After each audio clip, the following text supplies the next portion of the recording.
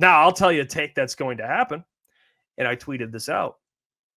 And it's all coming to fruition because I put it out on my Twitter and I made sure to say in the tweet what I think is going to happen over the next couple of days.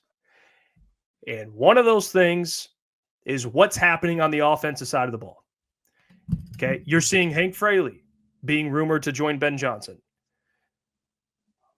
One guy you haven't really heard anything about is Tanner Engstrand, which I think is good news because I think he's going to become the next Lions OC. I tweeted out today, and it seemed to be doing pretty well. People agreed with it, which I wasn't sure how people are going to react because I've seen a lot of people, Lions fans, talking about, well, they should promote from within for both sides of the ball. And even though there's a lot of people out there, including the chat, you guys have been talking about Robert Saleh, which is fair, and I love that. I love these veteran DC ideas. But I tweeted out today, there is no way in hell I would be happy if the Lions promoted two guys from within, one on offense, one on defense. If you had two rookie coordinators going into next year in a win now window of we got to win this Super Bowl, and you got two rookie coordinators, it'd be like Dan Campbell babysitting on both sides of the ball. What I tweeted out today was I think Tanner Engstrand is going to be the next OC because Dan, I think, is more comfortable with a new offensive coordinator because he's going to be more involved on the offense anyway. So he's okay with having Tanner because, he can help Tanner, even though he'll let Tanner call plays, but he's more involved on that side. That's kind of his background.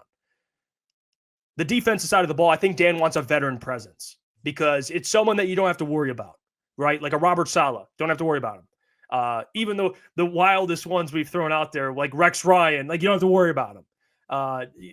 Even the guy we talked about yesterday, Dennis Allen, we don't have to worry about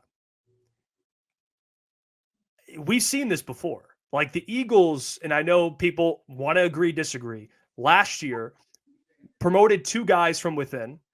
It went horrible.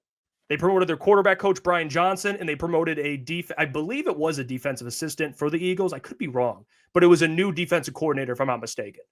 And it was a failed season. They collapsed, and look what happened. They went out and got Vic Fangio and Kellen Moore, two proven coordinators. I think the Lions can get away with one, specifically on the offense, because Dan's offensive-minded. And what do you see today? Aaron Glenn's thinking about taking Calvin Shepard, which that's where I was going with it when I mentioned Tanner Engstrand to be the next OC. Is I think Calvin will leave with AG. Personally, I do. And I think they'll bring in a veteran at defensive coordinator. Now, here's the reality. Now that I got that out the way, and you guys can comment on that, I want to say this, all right?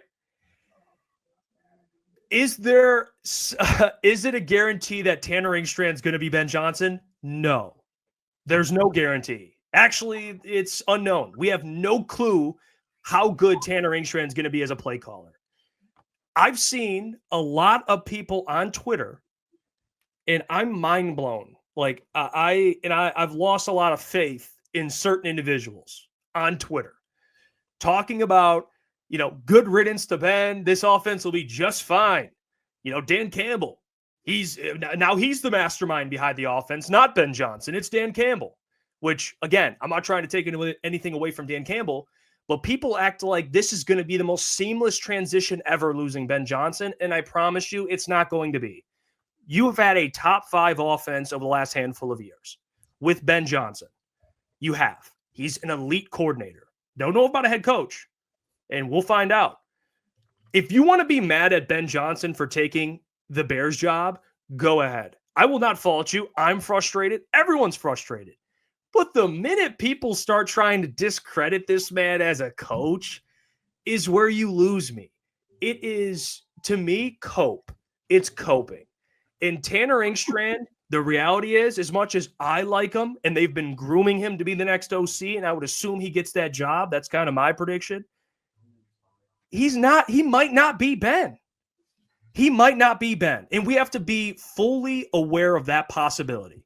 There is no guarantee that this offense, I'll tell you this guarantee, they'll be good because they have great personnel. They have a great offensive line and an elite offensive line. They have a great run game. They have weapons. They have Jared Goff. Like, they have the pieces. Like, it's going to be hard to, take that and just, fall apart. They're going to be good, but to be a top 5 unit breaking records, guys, they were top 5 all time in points per game. If I'm not correct, Booner, was it points per game? Whatever the stat was. No, offensively. Weren't they top 5? Yeah. They were like number 1. That's going to be hard to just get with Tanner Engstrand. So I just want to make that very clear. As much as I am confident in Tanner, guys, the reality is he may not be Ben Johnson as a coordinator. Yep. Total points. Thank you, Easy, for that. There's no guarantee with that. And that's what I want to make very clear, because I try to be as honest as I possibly can, and people might not like hearing that, but that's the reality of it. Okay. Now this defense will be better because the injuries, they're going to be healthy, hopefully. So the injuries, as long as you bring in a guy that knows defense, a solid guy who's proven, you'll be fine there. But offensively, just be ready. It's not always, remember we talk about with the NFL, every year people think it's just gradually increasing, right? Win a playoff game, get to the NFC Championship game, make a Super Bowl, win a Super Bowl. It's not like that.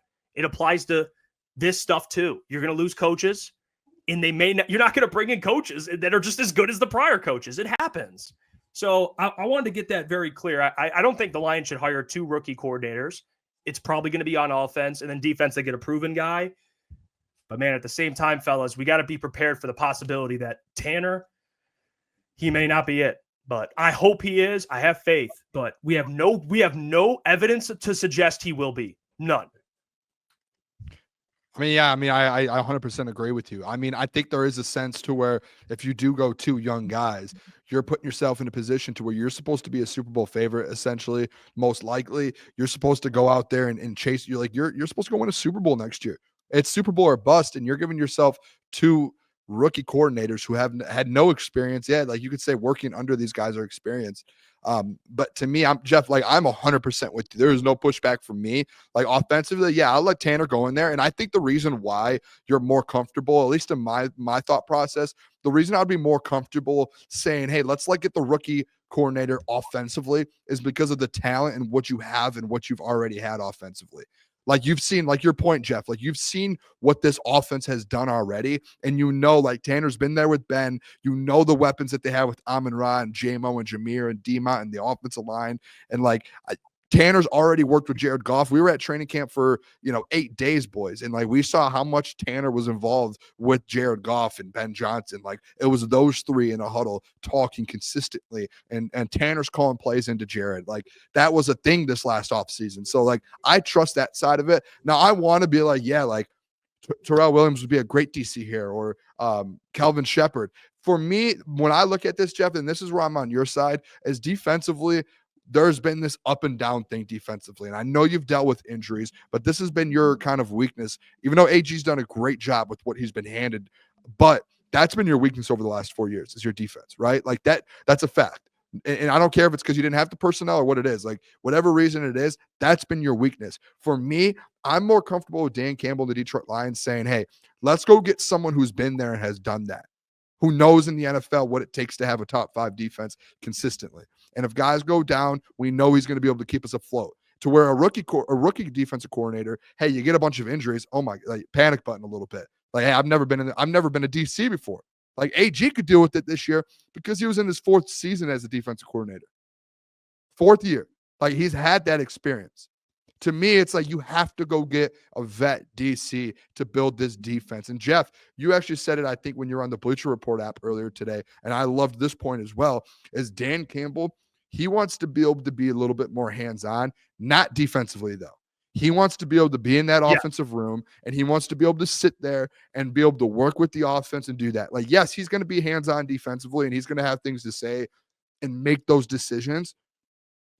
But he can't give both he can't split his time half and half with both of those. And I think if you go get a Robert Saleh, a Rex Ryan, I see a lot, Klotz, your guy in there, Jim Schwartz. If you go get a Jim Schwartz, those guys have been there. They've done it. They've proven to be good in the league. And one thing too, boys, and the people in the chat, I think will actually love this, that I love about going to get an experienced guy. You look around the league, you're not going to have to worry typically about an experienced guy leaving every single season for a head coaching position.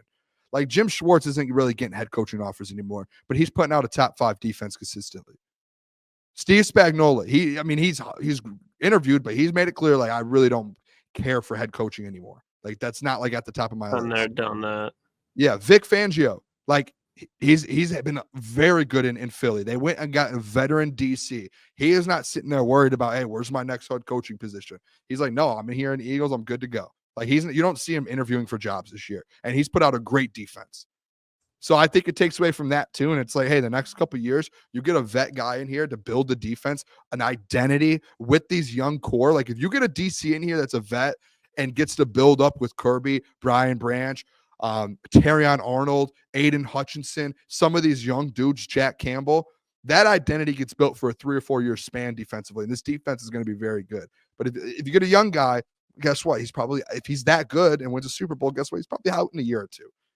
Like, that's just my thought process with the boys. I know it might be a little different, but Jeff, I'm on your side with it. Like, go get a veteran DC at this point. Yeah. We're all going to align on this. Simply just, it goes back to, we don't need any more projects, especially on the defensive side of the ball. All that's been the weakness for the Detroit Lions in their good window, in the window where they can go win a Super Bowl year in, year out, whether it's because of injuries or without injuries, it's because the defensive side of the ball. And if you bring in an inexperienced DC, now you're going to have to ask him to go up against, if Kellen Moore stays in Philadelphia, you got Kevin O'Connell, you got Sean McVay, you got Kyle Shanahan, and you have to see those guys in the playoff. Nick Sirianni, even if Kellen Moore doesn't stay there, he's an offensive-minded guy. I think it'd be it would put the Lions in another predicament where they're going to have to be catching up, because if you go back and you just look at the Super Bowl champions by the year, it's just consistently experienced DCs. You got Spags, Raheem Morris, Todd Bowles, Spags. Then you got Bill Belichick when he was with the Patriots, Jim Schwartz when he was in the Eagles, Belichick. Like, it just goes on and on, where if you have an experienced defensive coordinator, you're going to have an upper hand. Even if it's a young offensive superstar like Ben Johnson, they're going to be the guys that could potentially match that. If you have a weakness on the defensive side of the ball, I think the worst thing to do is potentially put a project on the defensive side at the coaching position. So I think, it would be a bad move for the Lions. They could still be good, but again, that's something where you're going to have an inexperienced person in a huge spot in the postseason. If you're doing it on the offensive side of the ball, I'm less worried, like you said, Jeff, because Dan's there. You still got guys like Mark Brunell, Scotty Montgomery, Antoine Randall. All those guys have been there, not to mention the talent is the cream of the crop when it comes to the NFL on the offensive side of the ball. Defense, it's talented, but they've yet to put together like a winning product on the defensive side of the ball. Somebody has to go in there and teach them, especially because there's no AG, how to win on the defensive side of the ball in big moments, because lately they've been the liability. And like, I just want to say this, because people, man, like, again, you have every right to be frustrated, upset, and we put out a graphic, have Ben Johnson as public enemy number one. You have every right to do that because he is the Bears head coach. But, like, the amount of flip-flopping I've seen from Ben, like these Lions fans, all of a sudden now Ben is like, come on, Fancy Lion. Like, I saw this in the chat too, like calling him a narcissist, like, Dan Campbell's the real reason this offense has been so good. Guys, like, Ben Johnson got here and he and Dan, but Ben Johnson, and what the reason why he was so sought after is because he was responsible for 3 of the 4 most explosive offensive scoring seasons in franchise history.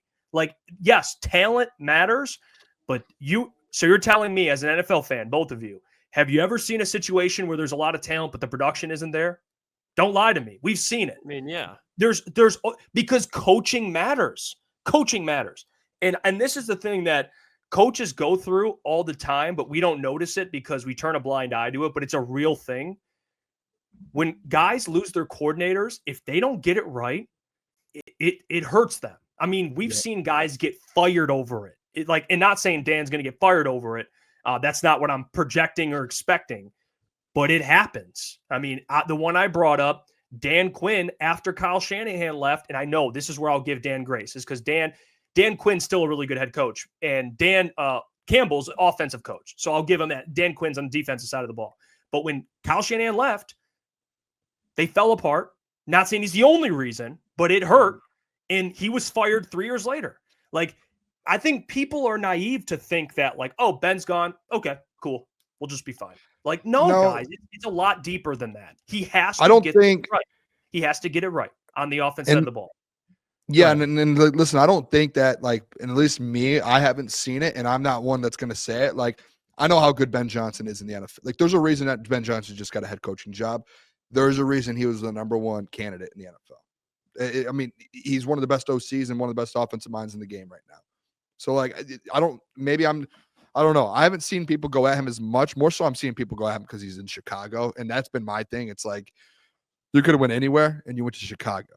That's where I like land on. And I told you guys before the show, fine. like, seeing that's Ben fine. Johnson on Twitter, and I was just straight up like, dude, I loved Ben Johnson. I was like, dude, he was what he did in Detroit was unbelievable. He literally helped turn this offense around completely. 2 years ago, 2 off seasons ago, he sat down with Jared Goff in an off season for a month straight, and they sat in a room and they developed an offense, and they worked side by side saying, hey, this is what Jared Goff does best. Let's create an offense. And they literally turned that thing around with each other and flipped everything upside down. And to me, I think that offseason and that meeting for however weeks and long that was, that changed Detroit Lions organization forever.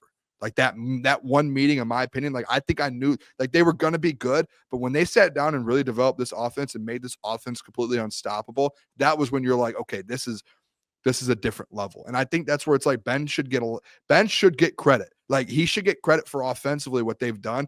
And as well too on the other side. And Jeff, I don't want you to take this the wrong way, because I'm not on this side at all. But like the Dan Campbell stuff, like, I don't think Dan, like, I'm not taking away from Ben. I know me and you had that convo today. It was like people are taking away from Ben with Dan Campbell and saying, oh, he's the real mastermind behind it. No, he is not. It was Ben Johnson. But I do think Dan had a hand in like getting this thing going to where I do have confidence. Again, like, I have confidence that Ben Johnson will be able to do what he did with Ben Johnson and get him going. And Dan will be able to do that with a guy like Tanner or the next OC. And he'll be able to lead him in the right direction. Because I don't think Dan Campbell's the meathead that everyone says he is. Like, I think Dan Campbell is an extremely good offensive mind in the NFL. Like, if you talk to coaches that have been around him, been in the rooms with him, buildings with them, I'm sure all of them would say, hey, Dan Campbell is an X's and O's. He knows what he's doing. Like that, like, don't get that any mixed up. But that's not taking anything away from Ben, because Ben literally has flipped this offense around, and Ben Johnson is the reason you had a top 5 offense for 3 straight years. He is the reason why. So he deserves credit. And I think I tweeted it out yesterday or this morning, actually. 2 things can be true. You can hate Ben Johnson for being a part of the Chicago Bears and in the NFC North and going to a rival. But at the same time, you could say, hey, I give you your props, your credit, and I respect the hell out of you for doing what you did here in Detroit and helping turn this thing around. Hey, what's going on there? It's Jeff Iafrate. Appreciate you for finishing the video. You can check out one of the videos here suggested, or show support by commenting, liking, and subscribing. And buy your merchandise, officialctsports.com.